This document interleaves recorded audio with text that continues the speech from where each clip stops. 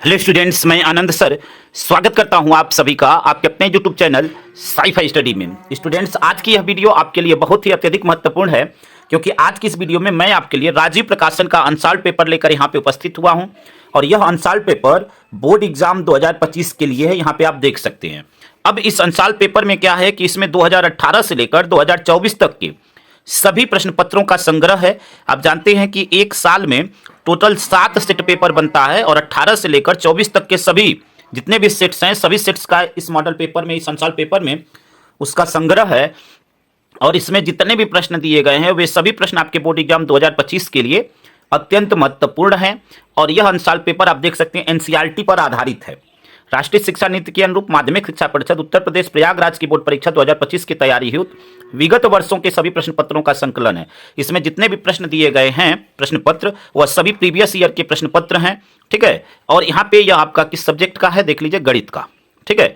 अब अगर आप पीछे के कम से कम 10 से 12 साल तक के मॉडल पेपर को कर लेते हैं, यानी 10 से 12 साल तक के पेपर को हल कर लेते हैं, तो निश्चित ही रूप से आपको बोर्ड एग्जाम 2025 में मैथ में 90% मार्क्स पाने से कोई नहीं रोक सकता, इस बात की गारंटी है। और मैं इस चैनल पर आपको उन सभी मॉडल पेपर को कंप्लीट कराने वाला हूं। प्रत्येक क्वेश्चन पेपर को हम लोग हल करने वाले हैं। ठीक है। यहाँ पे 2024 का पूरा सेट यानी 7 सेट पूरा कंप्लीट कर दिया गया है। 2023 का 3 सेट पूरा कंप्लीट हो गया है। आज की वीडियो में हम लोग सेट 4 कंप्लीट करने वाले हैं।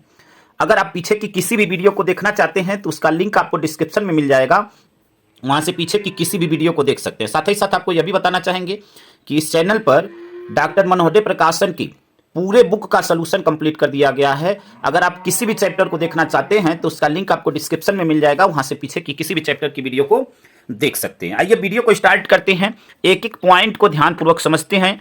आज की इस वीडियो में हम लोग 2023 का सेट 4 हल करने वाले हैं। तो आइए देखते हैं। यहाँ पे देखिए 2023 सेट 4 और इसका पेपर कोड है 822 DY। यह पेपर कोड आपको ध्यान रखना है, 822 DY। अब आप सोच रहे होंगे कि इस पे ऐसे पेंसिल से क्यों गोजा गया है। तो कल की वीडियो में मैंने इसका पार्ट 1 कंप्लीट किया था, जिसमें सभी बहुविकल्पी प्रश्न यानी 1 से लेकर 20 तक के सभी बहुविकल्पी प्रश्नों को हमने कंप्लीट किया हुआ था। आज के वीडियो में प्रश्न नंबर 21 से आगे के प्रश्नों को हल करने वाले हैं। अब यहाँ पे बहुविकल्पी प्रश्नों को हम केवल ऑप्शन बताते चले जाएंगे। यहाँ पे ऑप्शन आप देख भी सकते हैं, सर्कल बनाया गया है, तो केवल आंसर बताएंगे। अधिक जानकारी के लिए आप इस वीडियो के डिस्क्रिप्शन में लिंक दिया गया है, पार्ट 1 को एक बार जरूर देखें ताकि आप इस प्रश्न को समझ पाएं। ठीक है ना। ये जितने भी प्रश्न 1 से 20 तक के, उसके लिए आपको पार्ट 1 देखना है। कौन सा देखना है? पार्ट 1। किस पेपर कोड का? पेपर कोड ध्यान रखना है, इसी से आप पहचान पाएंगे 822 DY। तो वहां पे हमने सोल्यूशन करवाया हुआ है। सोल्यूशन के लिए आप उस वीडियो को एक बार जरूर देखें। यहाँ पे हम केवल आपको आंसर बताते हुए आगे बढ़ेंगे। यहाँ पे आंसर आप देख भी सकते हैं, सर्कल किया गया है, पढ़ देते हैं एक बार। देखिए, बिंदु P 2, और Q 10, y के बीच की दूरी 10 मात्रक है, y का मान है। तो यहाँ पे y का मान -9,3 है। अगला प्रश्न, संख्या 129 बटे में 125 के दशमलव प्रसार में अंकों की संख्या होगी, तो अंकों की संख्या होगी 3। प्रश्न नंबर 3, यदि 26 156 का लॉसअ 156 है तो मौसा का मान होगा, यानी महत्तम समापवर्त का मान होगा। तो इसका जो राइट आंसर होगा वह होगा 26। प्रश्न नंबर 4, वह बड़ी से बड़ी संख्या जिससे 245 और 1037 को विभाजित करने पर प्रत्येक दशा में शेषफल 5 प्राप्त होता है। तो इसका जो राइट आंसर होगा ऑप्शन नंबर सी 24। प्रश्न नंबर 5 है, यदि समीकरण 2x² + ax + 6 = 0 का एक मूल 2 है तो a का मान है, तो a का मान होगा -7। ऑप्शन नंबर डी आपका राइट हो जाएगा। अगला प्रश्न, प्रश्न नंबर 6 है, दो संख्याओं के योगफल और अंतर क्रमशः 8 और 2 हैं तो संख्याएं होंगी, तो वह संख्याएं 5 और 3 होंगी। ऑप्शन नंबर बी आपका राइट हो जाएगा। प्रश्न नंबर 7 है, समीकरण 4x² - 12x + 9 = 0 के मूल होंगे, तो इसके जो मूल होंगे वह वास्तविक और बराबर होंगे। अगला प्रश्न, प्रश्न नंबर 8, दो बिंदुओं 2,3 और 4,1 के बीच की दूरी होगी, तो इसका जो राइट आंसर होगा ऑप्शन नंबर सी 2√2। अगला प्रश्न, प्रश्न नंबर 9 है, समीकरण 3x² - 2x + 1/3 = 0 का विविधकर होगा, तो 0 इसका विविधकर होगा 0। ऑप्शन नंबर डी आपका राइट हो जाएगा। आई होप कि यहाँ तक आप अच्छी तरह समझ गए होंगे। पुनः एक बार रिपीट करते हैं कि जितने भी बहुविकल्पी प्रश्न हैं इस सेट के, उन सभी बहुविकल्पी प्रश्नों को हल सहित पार्ट 1 में हमने कंप्लीट किया हुआ है। अधिक जानकारी के लिए इसके पार्ट 1 को जरूर देखें। आइए अगले प्रश्न की तरफ बढ़ते हैं स्टूडेंट्स। अगला प्रश्न प्रश्न नंबर 10 है, दिए गए चित्र में त्रिभुज ABC के आधार BC के समांतर रेखाखंड DE खींचा गया है। यदि DB बराबर 7.2 सेंटीमीटर, AE बराबर 1.8 सेंटीमीटर, EC बराबर 5.4 सेंटीमीटर, तो AD का मान होगा, यहाँ पे आकृति दी गई है और AD का मान यहाँ पे होगा ऑप्शन नंबर C 2.4 सेंटीमीटर। अगला प्रश्न प्रश्न नंबर 11 है, दो समरूप त्रिभुजों की ऊंचाइयां क्रमशः 3 सेंटीमीटर तथा 4 सेंटीमीटर हैं। त्रिभुजों के क्षेत्रफलों में अनुपात होगा, तो इनके क्षेत्रफलों का जो अनुपात होगा वह होगा 9:16। ऑप्शन नंबर ए आपका राइट होगा। प्रश्न नंबर 12 है, चित्र में त्रिज्यखंड OAB का क्षेत्रफल होगा, तो इसका जो राइट आंसर होगा option number B 4.19 centimetre square. Option number B आपका राइट होगा। अगला प्रश्न प्रश्न नंबर 13 है, 2 tan स्क्वायर 45 अंश प्लस कॉस स्क्वायर 30 अंश माइनस साइन स्क्वायर 60 अंश का मान होगा, तो इसका जो राइट आंसर होगा ऑप्शन नंबर सी 2, यह राइट आंसर हो जाएगा। अगला प्रश्न प्रश्न नंबर 14, कॉस स्क्वायर 67 अंश माइनस साइन स्क्वायर 23 अंश का मान होगा, तो इसका मान होगा 0। ऑप्शन नंबर सी आपका राइट हो जाएगा। अगला प्रश्न प्रश्न नंबर 15 है, किसी त्रिभुज ABC में कोण C बराबर 90 डिग्री और tan A बराबर 1/√3, तो निम्नलिखित का मान होगा, यानी sine A cos B plus cos A sine B का मान होगा, तो इसका जो राइट आंसर होगा यहाँ पे ऑप्शन नंबर C 1 होगा। ठीक है। अगला प्रश्न प्रश्न नंबर 16 है, निम्नलिखित सारणी का माध्य होगा, तो यहाँ पे सारणी दी गई है, इसका जो माध्य जब निकालेंगे तो आएगा 24.6। देखिए पुनः एक बार रिपीट करते हैं कि इन सभी प्रश्नों को हल सहित हमने पार्ट 1 में बताया हुआ है। अधिक जानकारी के लिए पार्ट 1 को एक बार जरूर देखें, वहां पे पूरा सोल्यूशन हमने दिया हुआ है सभी बहुविकल्पी प्रश्नों का। ठीक है, चलिए अगले प्रश्न की तरफ बढ़ते हैं। अगला प्रश्न प्रश्न नंबर 17 है, यदि एक वृत्त का परिमाप एक वर्ग के परिमाप के बराबर है तो उनके क्षेत्रफलों का अनुपात होगा, तो उनके क्षेत्रफलों का अनुपात होगा 14:11। ऑप्शन नंबर बी आपका राइट हो जाएगा। अगला प्रश्न प्रश्न नंबर 18, एक आयताकार कागज 40 सेंटीमीटर × 22 सेंटीमीटर को मोड़कर एक खोखले बेलन के आकार में बनाया जाता है जिसकी ऊंचाई 40 सेंटीमीटर है। बेलन की त्रिज्या होगी, तो बेलन की त्रिज्या हो जाएगी 3.5 सेंटीमीटर। ठीक है, ऑप्शन नंबर ए आपका राइट हो जाएगा। अगला प्रश्न प्रश्न नंबर 19 है, निम्नलिखित सारणी का माध्यक वर्ग होगा, तो यह सारणी दी गई है, इसका माध्यक वर्ग होगा आपका 20 से 30। ऑप्शन नंबर सी आपका राइट होगा। अगला प्रश्न प्रश्न नंबर 20 है, यदि किसी बंटन के माध्य और माध्यक क्रमशः 24.5 और 26 हैं तो इसका बहुलक होगा, तो इसका बहुलक होगा ऑप्शन नंबर सी 29। देखिए 1 से 20 तक के प्रश्न पार्ट 1 में हमने कंप्लीट किया हुआ था। अधिक जानकारी के लिए अगर आप सॉल्यूशन सहित समझना चाहते हैं तो इसका पार्ट 1 जरूर देखें। दूसरी चीज एक बात और आपको बताना चाहेंगे कि अब कुछ विद्यार्थी यह सोच रहे होंगे कि मेरे पास तो राजीव प्रकाशन का अनसॉल्व पेपर नहीं है, तो देखिए अगर आपके पास जो भी अनसॉल्व पेपर है किसी भी प्रकाशन का हो, सब में यह पेपर आपको मिलेगा। अंतर क्या होगा कि यहाँ पे आप देख सकते हैं कि यह सेट 4 है, हो सकता है आपको कोड नंबर देखना है, इस कोड नंबर का क्वेश्चन पेपर कहाँ पे है इसी ईयर में। ठीक है, आपको यही क्वेश्चन पेपर आगे पीछे मिल सकता है, हो सकता है उसमें सेट 7 हो, सेट 4 हो सकता, सेट 5 हो सकता है, सेट 6 हो सकता है, मतलब 1 से 7 तक के सेट में कहीं ना कहीं यह कोड नंबर का पेपर जरूर मिलेगा आपको। तो आपके पास जिस भी कोड नंबर का जिस भी प्रकाशन का आपके पास अनसॉल्व पेपर है, आप उसी से हल करिए। हाँ, प्रश्न जब इस कोड नंबर का देखेंगे तो सीक्वेंस यही सभी प्रश्न आपको देखने को मिलेंगे। चलिए यहां से अब हम लोग समझेंगे खंड ब वर्णनात्मक प्रश्न। ठीक है, यहाँ पे देखिए सभी खंड कीजिए, यहाँ पे इसमें यह सभी प्रश्न आपके 2 नंबर के हैं, आप देख सकते हैं, और यहाँ पे सभी खंडों को करना है। यहाँ पे देखिए पहला आपका बोला हुआ है, बिना लंबी विभाजन प्रक्रिया किए ज्ञात कीजिए कि क्या परिमेय संख्या 637/7280 का दशमलव प्रसार शांत होगा या अशांत आवर्ती होगा। अपने उत्तर के लिए कारण दीजिए। तो देखिए कुछ प्रश्न ऐसे हैं जो कि आपके सिलेबस से कट कर दिए गए। देखिए स्टार लगा भी हुआ है, यहाँ पे नोट में आप देख सकते हैं कि स्टार लगे प्रश्नों से संबंधित चैप्टर टॉपिक्स एनसीईआरटी द्वारा हटा दिए गए हैं, लेकिन कुछ क्वेश्चन ऐसे हैं जो कि फिर भी रिपीट हो रहे हैं, तो उन क्वेश्चन को हम लोग करेंगे। यह क्वेश्चन आपका रिपीट नहीं हो रहा है बहुत बार, यहाँ स्टार लगा हुआ है तो इसको हम लोग छोड़ देंगे। ठीक है, क्योंकि यह आपके सिलेबस से क्या हो गया है, कट गया है। यहाँ पे देखिए ख, यदि साइन 3a बराबर कॉस a - 26, जहाँ 3a एक न्यून कोण है, तो a का मान ज्ञात कीजिए। यहाँ पे a का मान ज्ञात करना, इस पे भी स्टार लगा हुआ है, लेकिन इस टाइप का प्रश्न 2024 में या अलग अलग प्रीवियस ईयर में पूछा हुआ है, और हो सकता है कि गलती से यह प्रश्न दे दिया जाए। ठीक है ना, कुछ प्रश्न ऐसे हैं जिनकी संभावनाएं हैं, तो इसलिए उन प्रश्नों को हम लोग हल करेंगे। ठीक है, तो यहाँ पे अब चलिए ख वाले को इस प्रश्न को हल करते हैं और a का मान ज्ञात करते हैं, देखते हैं कि कितना आता है a का मान। आइए इस प्रश्न को हल करते हैं। अब देखिए यहाँ पे प्रश्न नंबर 21 का ख। ठीक है, देखिए हल करते हैं इसको। अब कैसे हल करेंगे, एक एक स्टेप को समझिएगा। देखिए साइन 3a, ठीक है ना, साइन 3a बराबर कॉस a माइनस 26, a का मान ज्ञात करना है।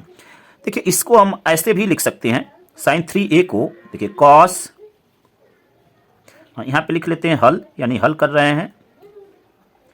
ठीक है, इसको हम लिख सकते हैं कॉस 90 अंश माइनस 3a।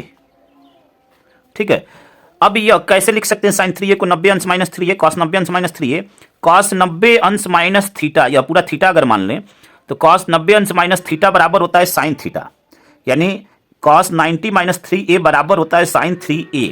ठीक है ना, यह सूत्र होता है। तो अगर हम इसको जब कॉस 90 अंश माइनस 3a को हम लिख सकते हैं साइन 3a, तो साइन 3a को यह भी लिख सकते हैं। ठीक है ना, यानी कॉस 90 अंश माइनस 3a बराबर अगर कहीं लिखेंगे तो साइन 3a लिखेंगे। तो इसको हम इस रूप में लिख दिए, बराबर, यहाँ पे देखिए कॉस a माइनस 26।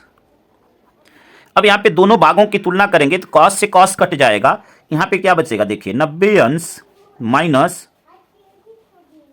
3a बराबर a माइनस 26। अब a वाले का पक्षांतर कर देंगे। ठीक है, तो चलिए देखिए यहाँ पे माइनस 3a, a वाले का एक साथ, और जो यहाँ पे बिना a वाला है उसका एक साथ, तो माइनस 3a। यहाँ पे देखिए a का जब पक्षांतर इधर करेंगे तो यह प्लस में इधर आएगा तो माइनस में हो जाएगा, बराबर माइनस 26। 90 का इधर पक्षांतर करेंगे तो 90 प्लस में इधर आएगा तो माइनस में हो जाएगा। दोनों को जोड़ देंगे, क्या करेंगे, दोनों को जोड़ देंगे, तो 90 और 26 को जोड़ेंगे तो हो जाएगा 116, और चिन्ह किसका होगा, माइनस ही होगा। ठीक है ना, दोनों जुड़ेंगे लेकिन चिन्ह आपका क्या होगा, माइनस होगा।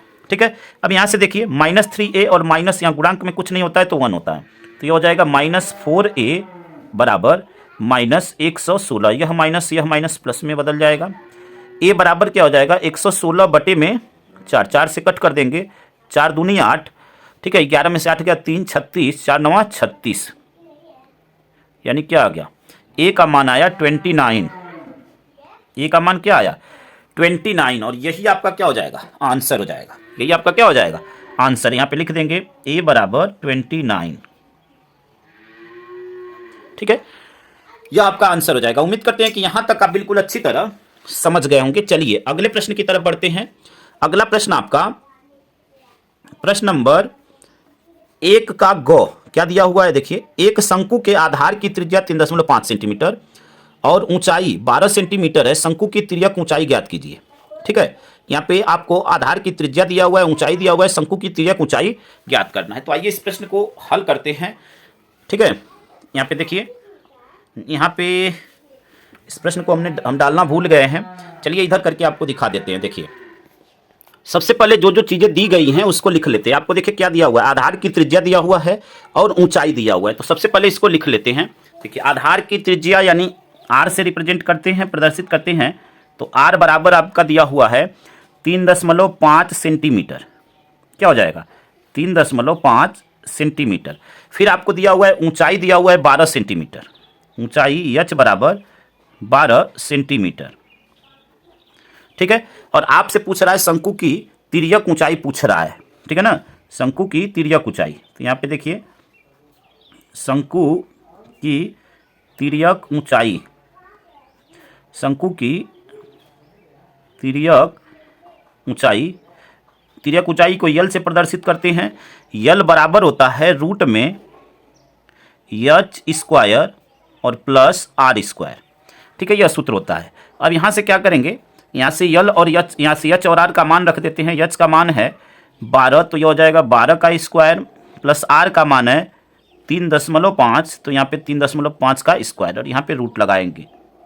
ठीक है, अब इसको सरल करते हैं। तो सरल करेंगे तो क्या हो जाएगा, देखिए 12 का स्क्वायर होता है 144 और 35 का स्क्वायर होता है 1225।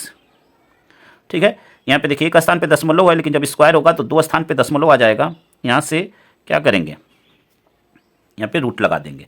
ठीक है, अब यहाँ से देखिए इन दोनों को क्या कर देंगे, जोड़ देंगे, जोड़कर और इसका निकाल लेंगे घनमूल। क्या करेंगे, जोड़कर और इसका घनमूल निकाल देंगे। ठीक है, तो चलिए अब इसको जोड़कर और इसका घनमूल निकालते हैं। तो दोनों को जोड़ते हैं। तो देखिए अक्सर बच्चे जो है जब दशमलव का जोड़ होता है तो अक्सर गलत कर देते हैं और उनका आंसर गलत आ जाता है। 144 और 12 या जोड़ेंगे तो क्या हो जाएगा, 4 2 6, ठीक है, 4 1 5 और 1, 156.25, ठीक है। यह आपका यल का मान आया रूट में। अब देखिए कि 156.25 जब इसका वर्गमूल हम लोग लेंगे तो यह 125 का स्क्वायर होता है, 125 का स्क्वायर होता है 15,625, तो इसका वर्गमूल हो जाएगा 125, ठीक है। और 2 स्थान पे दशमलव है तो अब दशमलव 1 स्थान पे हो जाएगा, यानी यल का मान आ गया तिर्यक ऊंचाई 12.5 सेंटीमीटर, 12.5 सेंटीमीटर। यही आपका क्या हो जाएगा, आंसर हो जाएगा, ठीक है। यही आपका क्या हो जाएगा, आंसर। यहाँ पे लिख देते हैं यल बराबर 12.5 सेंटीमीटर, ठीक है। आई होप कि यहां तक आप अच्छी तरह समझ गए होंगे। आइए अगले प्रश्न की तरफ बढ़ते हैं। अगला प्रश्न आपका है यहाँ पे, अगला प्रश्न है प्रश्न नंबर 21 का घ। यदि निम्नलिखित बारंबारता बंटन से आंकड़ों का समांतर माध्य 21.5 हो तो पी का मान ज्ञात कीजिए। यहाँ पे आंकड़ा दिया गया है यक्स 5, 15, 25, 35, 45 और यफ 6, 4, 3, पी और 2, और यहाँ पे समांतर माध्य आपको दिया हुआ है, इसकी सहायता से पी का माध्य ज्ञात करना है, पी का मान ज्ञात करना है, ठीक है। तो चलिए इस प्रश्न को हल करते हैं स्टूडेंट्स। चलिए तो इसको हल करने के लिए जो जो चीज़ें दी गई हैं सबसे पहले उसको लिख लेते हैं। तो यहाँ पे देखिए यक्स और यफ का मान दिया हुआ है, तो उन मानों को लिख लेते हैं सबसे पहले। यहाँ पे देखिए यक्स का मान क्या दिया हुआ है, 5, ठीक है, 5, फिर आपका दिया हुआ है 15,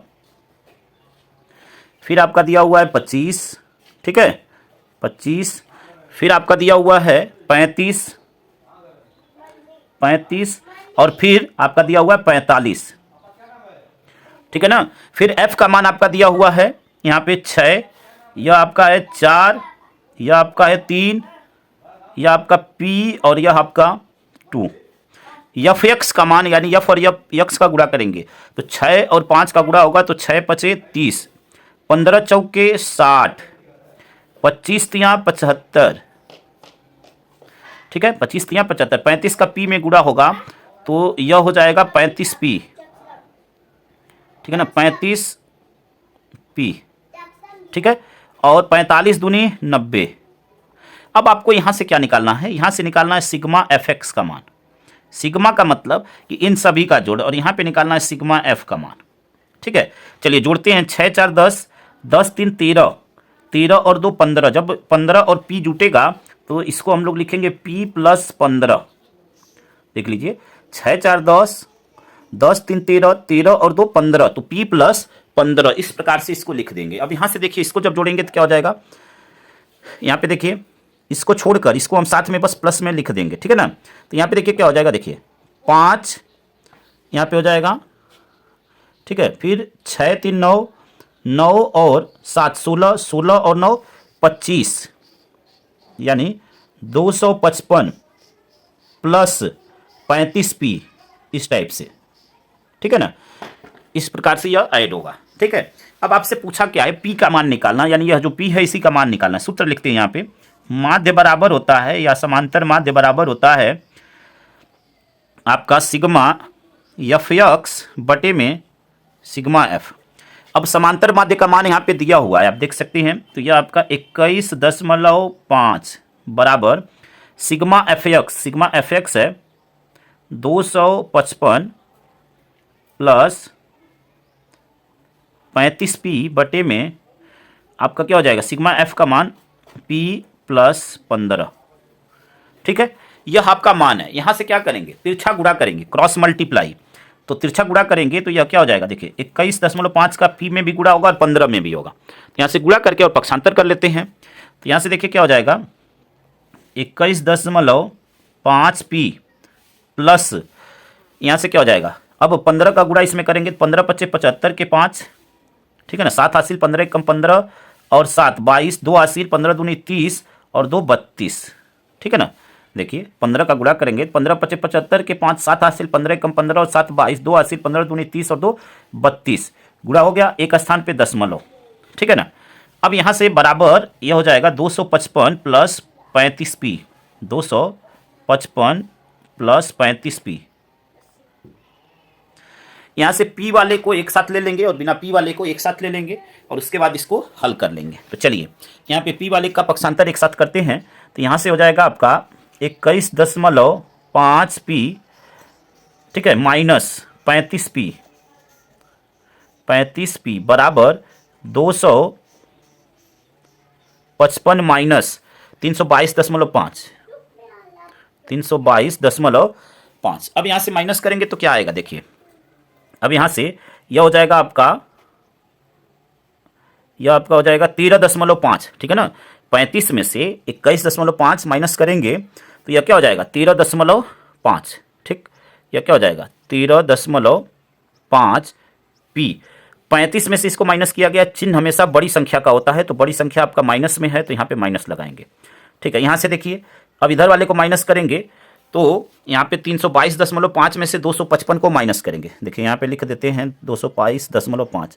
दशमलव के माइनस में अक्सर स्टूडेंट गलत कर देते हैं, तो थोड़ा सा माइनस प्लस का विशेष रूप से ध्यान दीजिएगा। यहाँ पे हो जाएगा 5, यहाँ पे दशमलव, 12 में से 5 गया 7, 11 में से 5 गया 6, ठीक है ना, 11 में से 5 गया 6 और यह 0, यानी 67.5, ठीक है। अब यहाँ पे लिख देंगे बराबर 67.5, 67. यहाँ पे 67.5, ठीक है ना, 67.5 यह आ गया आपका। और आएगा किस में, माइनस में, क्योंकि संख्या बड़ी संख्या का चिन्ह होता है। यह माइनस मिलकर प्लस हो गया। p बराबर क्या हो गया 67.5 बटे में 135.5, ठीक है। अब यहाँ पे आप देख सकते हैं कि जब भी दोनों में सेम प्लेस पे दशमलव हो तो दशमलव हट जाएगा, दशमलव को यहाँ से हटा देंगे। अब यहाँ से इसको डिवाइड कर लेते हैं, जितना आएगा वही आपका आंसर हो जाएगा, ठीक है ना। तो चलिए यहाँ से भाग देते हैं, पहले 5 से कट करते हैं। तो यहाँ से 5 दूनी 10, 13 में से 10 गया, 3 हो गया 5, 35, 5 सत्ते 35, 27 हो गया। इसको भाग देते हैं, 5 एक कम 5, 6 में से 5 गया 1, 17, 5 3 15, 2 25, 5 5 25, ठीक है। अब यहाँ पे देखिए, यहाँ पे 5 बार में कट रहा है, 5 बार में यह क्या हो रहा है, कट रहा है। देखिए कैसे, 27 से कम 27, 27 पचे 135 होता है, 5 सत्ते 35, 5 दूनी 10 और 3 13।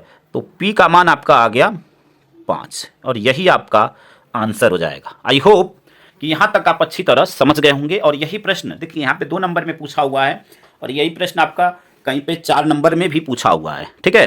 तो यही प्रश्न आपका 4 नंबर का भी हो जाएगा। चलिए अगले प्रश्न की तरफ बढ़ते हैं। अगला प्रश्न आपका है यहाँ से प्रश्न नंबर 21 का अंग। प्रश्न नंबर 21 का अंग क्या है, आइए देखते हैं। यहाँ से यहाँ पे देखिए प्रश्न नंबर 21 का अंग है, वह अनुपात ज्ञात कीजिए जिसमें बिंदुओं -3, 10 और 6, -8 को मिलाने वाले रेखाखंड को बिंदु -1, 6 विभाजित करता है, ठीक है। अब देखिए इस प्रश्न को हम लोग प्रश्नावली में पढ़ चुके हैं, ठीक है ना। ये आपका 7B का क्वेश्चन है। इस प्रश्न को हम लोग प्रश्नावली में पढ़ चुके हैं। वहाँ पे पूछने का तरीका थोड़ा सा अलग है, लेकिन बिंदु यही है और आंसर भी सेम होगा। आइए उस प्रश्न को आपको दिखाते हैं कि कैसे हल होगा। तो यहाँ पे देखिए इस प्रश्न के आंसर को देखिए, यहाँ पे आप देख सकते हैं यह आपका 7B का क्वेश्चन नंबर 12 है। देखिए प्रश्न वही है, बस पूछने का तरीका थोड़ा सा चेंज किया है, आगे पीछे लिखा हुआ है। बिंदुओं -3, 10 और 6, -8 को जोड़ने वाले रेखाखंड को बिंदु -1, 6 किस अनुपात में विभाजित करता है। और यहाँ पे भी देखिए वही प्रश्न है, वह अनुपात ज्ञात कीजिए, यानी जो पूछने वाली बात है यहाँ पे पहले ही बोल दिया है, जिसमें बिंदुओं -3, 10 और 6, -8 को मिलाने वाले रेखाखंड को बिंदु -1, 6 विभाजित करता है। तो प्रश्न आपका सेम है। यहाँ पे उसका सलूशन आप देख सकते हैं। यहाँ पे देखिए यह उसका सलूशन है। आप स्क्रीनशॉट लेना चाहें तो स्क्रीनशॉट ले सकते हैं, ठीक है ना। यह आपका प्रश्न का सलूशन है, ठीक है।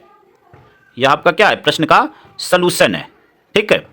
यहाँ पे आपका M1 और M2 का अनुपात हो जाएगा 2:7 और यही आपका होगा आंसर, ठीक है।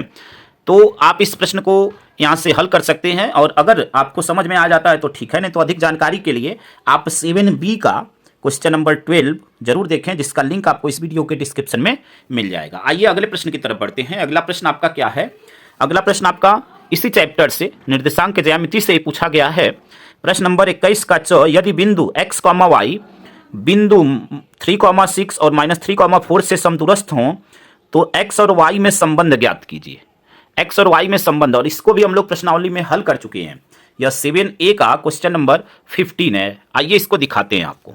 यहाँ पे देख सकते हैं इसके आंसर को आप देखिए। प्रश्न नंबर 15 7A का क्वेश्चन नंबर 15, देखिए आप सेम प्रश्न है यह भी, ठीक है, बोला हुआ है x और y में एक ऐसा संबंध ज्ञात कीजिए कि बिंदु x, y बिंदुओं 3, -6 और -3, 4 से समदूरस्थ हैं। ठीक है ना। तो यहाँ पे भी देखिए, यह प्रश्न जो है, यहाँ पे जो बातें बाद में बोला हुआ है x और y में संबंध ज्ञात कीजिए, इसमें पहले बोला हुआ है, बस यही अंतर है। निर्देशांक जो दिए गए हैं वो बिल्कुल सेम है, आप देख सकते हैं 3, 6 और -3, 4। ठीक है, तो इस प्रश्न को यहाँ पे आप सोल्यूशन, इसके सोल्यूशन को आप देख सकते हैं, यह इस प्रश्न का सोल्यूशन है। ठीक है, अगर आपको सोल्यूशन समझ में आ जाता है तो ठीक है, नहीं तो अधिक जानकारी के लिए इस चैप्टर के वीडियो को एक बार जरूर देखें। 7A का क्वेश्चन नंबर 15, यह आपका पूरा प्रश्न का सोल्यूशन है और यहाँ पे यह आपका आंसर है 3x + y - 5 = 0। ठीक है, आई होप कि यहाँ तक आप अच्छी तरह समझ गए होंगे। आइए अगले प्रश्न की तरफ चलते हैं स्टूडेंट्स। अगला प्रश्न आपका प्रश्न नंबर 22। प्रश्न नंबर 22 क्या कहता है, आइए इसको समझते हैं। यहाँ पे देखिए, प्रश्न नंबर 22 आपसे कह रहा है कि किन्हीं 5 भागों को हल कीजिए। यानी यहाँ पे टोटल 6 भाग हैं, 6 में से 5 को हल करना है। यहाँ पे प्रश्न नंबर 22 का क है द्विघात समीकरण 2x² - 4x + 3 = 0 का विविधकर ज्ञात कीजिए और मूलों की प्रकृति ज्ञात कीजिए। ठीक है, मूलों की प्रकृति भी ज्ञात करना है। तो देखिए, यह आपके बुक का उदाहरण है। ठीक है ना, ये आपके बुक का उदाहरण है और देखिए बहुत ही छोटा ही प्रश्न है और 4 मार्क्स में पूछा हुआ है, 4 नंबर में पूछा हुआ है, बहुत छोटा सा प्रश्न है। आइए इसके सलूशन को आपको दिखाते हैं कि कैसे यह प्रश्न हल होगा। यह आपके बुक का उदाहरण है। यहाँ पे देखिए, इस प्रश्न का आंसर जो 22 का क है, यहाँ पे प्रश्न आपको अभी हमने पढ़कर दिखाया। ठीक है ना, 22 का जो क आपसे पूछा हुआ है, इसका आंसर आप देखिए यहाँ पे उदाहरण नंबर 9 क्या दिया हुआ है। देखिए, द्विघात समीकरण 2x² - 4x = 3 का विविधकर ज्ञात कीजिए और फिर मूलों की प्रकृति ज्ञात कीजिए। और यह प्रश्न देखिए कितने मार्क्स का है, यहाँ पे आप देख सकते हैं 4 से 5 लाइन में हो गया है और यहाँ पे यह प्रश्न 4 मार्क्स का है। यहाँ से जितने आगे के प्रश्न अभी हम लोग करेंगे इस पार्ट में, यानी प्रश्न नंबर 22 के जितने भी भाग हैं वह सभी 4 मार्क्स के हैं। और यहाँ पे आप देख सकते हैं इसके आंसर को, देखिए कितना छोटा सा सोल्यूशन है और ये आपके बोर्ड एग्जाम में 4 मार्क्स का प्रश्न है। ठीक है ना, आपको सिंपल क्या करना है, x² + bx + c = 0 से तुलना करना है। तुलना करने के बाद ABC का मान मिल जाएगा, यह विविधकर का सूत्र होता है, उसमें मान को रख देना है और उसको हल कर लेना है। ठीक है, अब यहाँ पे माइनस में आ गया तो दिए गए समीकरण का कोई वास्तविक मूल्य नहीं है, यानी यह काल्पनिक, जब माइनस में आता है काल्पनिक मूल्य होता है, तो इसीलिए लिखा हुआ कोई वास्तविक मूल्य नहीं है। यही आपका सोल्यूशन हो जाएगा। आई होप कि इस प्रश्न को आप समझ गए होंगे। चलिए अगले प्रश्न की तरफ बढ़ते हैं। अगला प्रश्न आपका यहाँ पे आप देख सकते हैं प्रश्न नंबर 22 का ख क्या दिया हुआ है। देखिए, प्रश्न नंबर 22 का ख क्या कह रहा है कि 2 क्रमागत धन पूर्णांक सम संख्याओं के वर्गों का योग 340 है, संख्याएं ज्ञात कीजिए। 2 क्रमागत धन पूर्णांक सम संख्याओं के वर्गों का योग 340 है, संख्याएं ज्ञात कीजिए। तो आइए इस प्रश्न को हल करते हैं और समझते हैं इसके कॉन्सेप्ट को। देखिए यहाँ पे प्रश्न नंबर 22 का ख यहाँ पे लिख देते हैं हल। ठीक है, हल हम मान लेते हैं कि वह 2 क्रमागत धन पूर्णांक, धन सम पूर्णांक x तथा x + 2 है। यहाँ पे लिख देते हैं माना क्रमागत सम पूर्णांक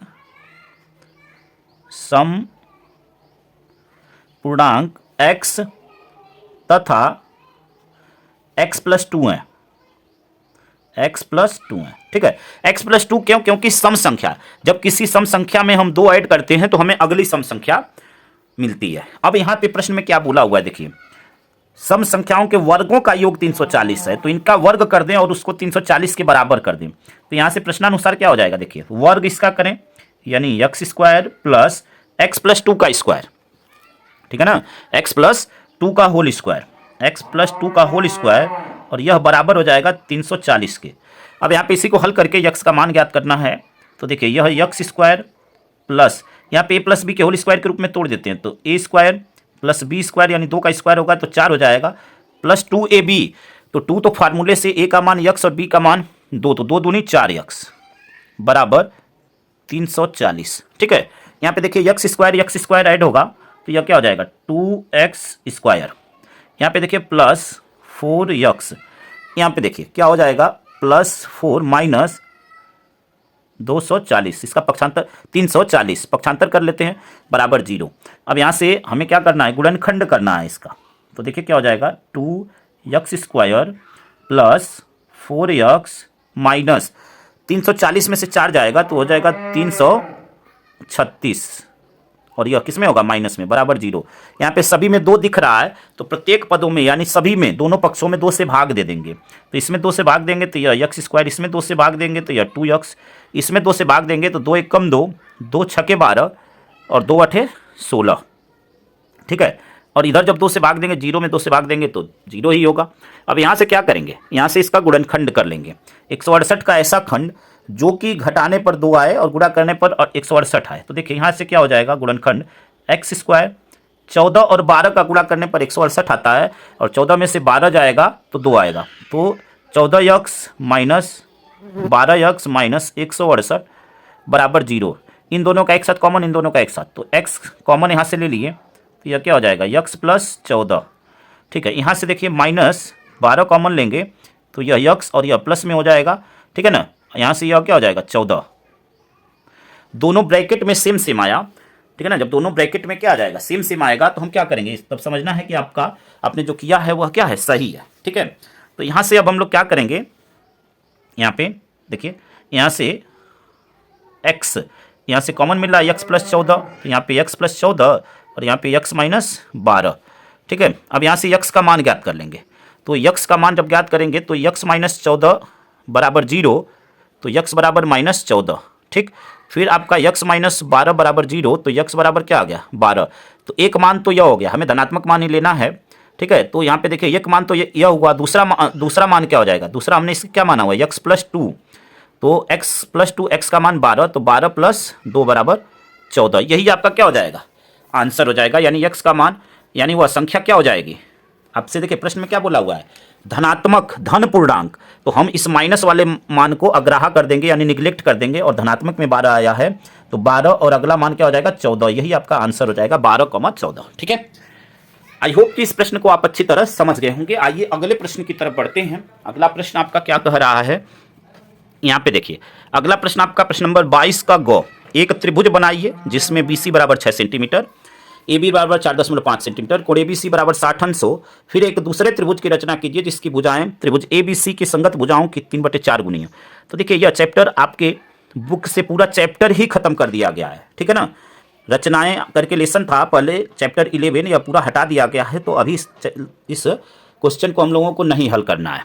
ठीक है, और वैसे भी आपको केवल 5 ही खंड करना है, तो वैसे भी आप एक छोड़ सकते हैं, कोई प्रॉब्लम नहीं है। आइए अगले प्रश्न की तरफ बढ़ते हैं। अगला प्रश्न आपका प्रश्न नंबर 22 का घ। तो आइए इस प्रश्न को समझते हैं। एक प्रकाश स्तंभ के शिखर से देखने पर समुद्र में 2 जहाजों के अवनमन कोण क्रमशः 30 अंश और 45 अंश हैं। यदि प्रकाश स्तंभ के एक ही ओर एक जहाज दूसरे जहाज के ठीक पीछे 50 मीटर की दूरी पर, ठीक है ना, 50 मीटर की दूरी पर है, तो समुद्र तल से प्रकाश स्तंभ की ऊंचाई ज्ञात कीजिए। देखिए यह प्रश्न आपके बुक का उदाहरण है, और यह देखिए 4 मार्क्स का प्रश्न है, आपके बुक का उदाहरण है। आइए बताते हैं कहाँ पे उदाहरण है और कैसे इसका सलूशन होगा। तो यहाँ पे देखिए इसका सलूशन आप देख सकते हैं। यहाँ पे देखिए उदाहरण 20 देखिए, और यह आपके बोर्ड एग्जाम में आया हुआ प्रश्न है। देखिए यहाँ पे प्रश्न नंबर 20 क्या है, एक प्रकाश स्तंभ के शिखर से देखने पर समुद्र के 2 जहाजों के अवनमन कोण क्रमशः 30 अंश तथा 45 अंश हैं। यदि प्रकाश स्तंभ के एक ही और एक जहाज दूसरे जहाज के ठीक पीछे 50 मीटर की दूरी पर है, तो समुद्र तल से प्रकाश स्तंभ की ऊंचाई ज्ञात कीजिए। ठीक है, यहाँ पे आप चित्र देख सकते हैं और यह उसका सलूशन है। ठीक है ना, आप देख सकते हैं प्रश्न बिल्कुल सिमिलर प्रश्न है, आप मिला सकते हैं। ठीक है, अब यहाँ पे यह प्रश्न है और यहाँ पे इसका सलूशन है। ठीक है, आप फिगर देख सकती हैं और यह उसका सलूशन है। अगर फिर भी आपको हल करने में किसी भी स्टेप में कहीं पे भी आपको प्रॉब्लम होती है, तो आप हमें कमेंट करके अपने डाउट को क्लियर कर सकते हैं। ठीक है, ये आपका सलूशन है पूरा, यही आपका आंसर हो जाएगा 68.3 मीटर। ठीक है ना, आंसर क्या हो जाएगा 68.3 मीटर। या आप स्क्रीनशॉट लेना चाहें स्क्रीनशॉट ले लें, या इसका अपनी कॉपी पे आप हल कर सकते हैं। आई होप कि इस प्रश्न को आप समझ गए होंगे। अगर कहीं पे आपको डाउट है तो आप हमें कमेंट करके अपना डाउट क्लियर कर सकते हैं। अगले प्रश्न की तरफ बढ़ते हैं। अगला प्रश्न आपका क्या है, प्रश्न नंबर 22 का अंग,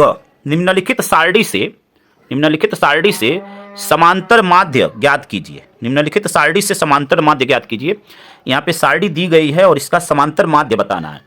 तो इस प्रश्न, यह भी जो प्रश्न है आपका, ठीक है ना, प्रश्न नंबर 22 का जो अंग है यह भी आपके बुक का उदाहरण है। तो आइए दिखाते हैं कि कहाँ पर यह उदाहरण है और कैसे इसका सलूशन किया गया है। तो यहाँ पे देखिए उदाहरण नंबर 12 ये आपके बुक का उदाहरण है और इसके सलूशन को आप देख सकते हैं, बिल्कुल सिमिलर प्रश्न है। देखिए प्राप्तांक छात्रों की संख्या 5 से कम, छात्रों की संख्या 3, 10 से कम 10, 15 से कम 25, 20 से कम 49, 25 से कम 65, 30 से कम 73, 35 से कम 78, 40 से कम 80। ठीक है, और यहाँ पे आप देख सकते हैं, यहाँ पे सेम प्रश्न आपका है। अब इसके सोल्यूशन को दिखाते हैं कि कैसे इसका सोल्यूशन होगा। तो यहाँ पे देखिए, आपको यह प्राप्तांक छात्रों की संख्या, यहाँ पे मध्य बिंदु निकाला गया है, यहाँ पे f(x) का मान ज्ञात किया गया है, दोनों का गुणा करके। अब यहाँ से आपको देखिए समांतर माध्य यहाँ पे निकाला गया, आपका सूत्र है और इसको हल कर लिया गया है 18.56, यही आपका आंसर हो जाएगा। ठीक है, आप इसको आप नोट कर सकते हैं। अगर कहीं पे आपके मन में डाउट है तो आप हमें कमेंट करके अपना डाउट क्लियर कर सकते हैं। ठीक है, आई होप कि इस प्रश्न को आप नोट कर लिए होंगे। अगर स्क्रीनशॉट लेना है तो स्क्रीनशॉट ले लीजिए। ठीक है, चलिए अगले प्रश्न की तरफ बढ़ते हैं। अगला प्रश्न आपका क्या है, प्रश्न नंबर 22 का क्या है, निम्नलिखित बारंबारता बंटन से माध्यक ज्ञात कीजिए। ठीक है, ये जो बारंबारता बंटन दिया गया है इससे आपको माध्यक ज्ञात करना है। यहाँ पे वर्ग अंतराल और बारंबारता दिया गया है। 10 से 25 यहाँ पे बारंबारता है 3, 25 से 40 बारंबारता है 10, 40 से 55 बारंबारता है 20, 55 से 70 बारंबारता है 13, 70 से 85 बारंबारता है 4। ठीक है, तो आइए इस प्रश्न को समझते हैं। अब यहाँ पे यह प्रश्न जो है हम लोगों के बुक में ऑलरेडी दिया हुआ है। आपको बताते हैं कहाँ पे दिया हुआ है और कौन सा उदाहरण है। तो यहाँ पे आप देख सकते हैं उदाहरण नंबर 2 आपका दिया गया है, निम्नलिखित बारंबारता सारणी से माध्यक ज्ञात कीजिए। 10 से 25 3, 25 से 40 10, 40 से 55 20, 55 से 70 13, 70 से 85 4। और यहाँ पे आप देखिए इस प्रश्न को हल किया गया है। इसके सोल्यूशन को आप देख सकते हैं, ये आपके बुक का उदाहरण नंबर 2 है। ठीक है, यहाँ पे आप देख सकते हैं इसके सोल्यूशन को बारंबारता फिर संचयी बारंबारता निकाला गया, सूत्र लिखकर और आपका मान ज्ञात कर लिया गया है। ठीक है, यहाँ पे इसका आंसर है 49, आपका आंसर आ जाएगा। आई होप कि इस प्रश्न को आप समझ गए होंगे। ठीक है, अगर कहीं पे आपको डाउट है तो आप कमेंट करके हमसे पूछ सकते हैं। ठीक है, यह इसका सोल्यूशन हो जाएगा। आई होप कि इस प्रश्न को आप समझ गए होंगे। चलिए अगले प्रश्न की तरफ बढ़ते हैं। अगला प्रश्न आपका प्रश्न नंबर 23। प्रश्न नंबर 23 क्या है, देखिए, निम्नलिखित सारणी को हल कीजिए। ठीक है, निम्नलिखित समीकरण को हल कीजिए। यहाँ पे समीकरण दिया गया है 2 ब्रैकेट के अंदर 2x - 1 बटे में x + 3 -3x + 3 बटे में 2x - 1 बराबर 5, x इक्वल टू नॉट -3, 1/2। और यहाँ से जितने भी प्रश्न आप हल करने वाले हैं सभी आपके 6 नंबर वाले प्रश्न हैं। ठीक है, इस प्रश्न में अथवा भी है। यहाँ पे देखिए अथवा में आपसे क्या पूछा हुआ है, 2 अंकों से बनी एक संख्या एवं उसके अंकों को पलटने पर बनी संख्याओं का योगफल 66 है। यदि संख्या के अंकों का अंतर 2 हो तो संख्या ज्ञात कीजिए। ठीक है, अब देखिए कि यह जो प्रश्न आपका दिया गया है प्रश्न नंबर 23, ठीक है, यह आपके बुक का उदाहरण है। आपके बुक का क्या है, उदाहरण है। तो आइए इस उदाहरण को दिखाते हैं कि कहाँ पे यह प्रश्न आपका हल किया गया है। इसके उदाहरण को आपको दिखाते हैं। इन दोनों में से किसी एक को हल करना है, तो यहाँ पे इसी प्रश्न का सलूशन आपको दिखाते हैं कि कहाँ पे दिया हुआ है। तो यहाँ पे देखिए इसका सलूशन आप देख सकते हैं, उदाहरण नंबर 6 आप देख सकते हैं। यहाँ पे देखिए क्या दिया हुआ है, 2 अंकों की एक संख्या और उसके अंकों को पलटने पर बनी संख्या का योग 66 है। यदि संख्या के अंकों का अंतर 2 हो तो संख्या ज्ञात कीजिए। ठीक है, यहाँ पे अब इसका सलूशन भी आप देख सकते हैं। ठीक है, सलूशन आप देख सकते हैं कि यहाँ पे कैसे प्रश्न को हल किया गया है। और छोटा सा ही प्रश्न है और ये आपके बोर्ड एग्जाम में 6 नंबर का प्रश्न है। ठीक है, आप इसके सलूशन को नोट डाउन करना चाहें नोट डाउन कर सकते हैं। ठीक है ना, आप इसको नोट डाउन कर सकते हैं। ठीक, या स्क्रीनशॉट लेना चाहें तो स्क्रीनशॉट ले सकते हैं। आइए अगले प्रश्न की तरफ बढ़ते हैं। अगला प्रश्न आपसे क्या कह रहा है, चलिए देखते हैं। यहाँ पे देखिए प्रश्न नंबर 24। प्रश्न नंबर 24 क्या कह रहा है, देखिए यहाँ पे प्रश्न नंबर 24 है कि 60 मीटर ऊंचे किसी भवन के शिखर से किसी मीनार के शिखर और पाद के अवनमन कोण क्रमशः 30 अंश तथा 60 अंश है। मीनार की ऊंचाई ज्ञात कीजिए। ठीक है, तो यह भी आपके बुक का क्वेश्चन है। एक्सरसाइज आपका है 9A का क्वेश्चन नंबर 9, बिल्कुल सेम उसी टाइप का प्रश्न है। वहाँ पे आपका मीनार और चोटी ऐसे प्रश्न किया हुआ है और सेम प्रश्न है। सभी आंसर और फिगर सब कुछ सेम बनेगा, बस एक आध वर्ड चेंज किया हुआ है। आइए उस प्रश्न के सलूशन को आपको दिखाते हैं। तो यहाँ पे देखिए प्रश्न के सलूशन को देखिए, यह आपका 9A का 9 नंबर का क्वेश्चन है। बिल्कुल सिमिलर प्रश्न ही है, सिमिलर नहीं सेम प्रश्न है, वर्ड में चेंज क्या है यह देखिए। यहाँ पे देखिए क्या बोला हुआ है, दोनों में क्या अंतर है। 60 मीटर ऊंचे, यहाँ पे देखिए 60 मीटर ऊंची किसी भवन के शिखर से, यहाँ पे क्या बोला हुआ है, किसी पहाड़ की चोटी से, चोटी या शिखर बात एक ही है।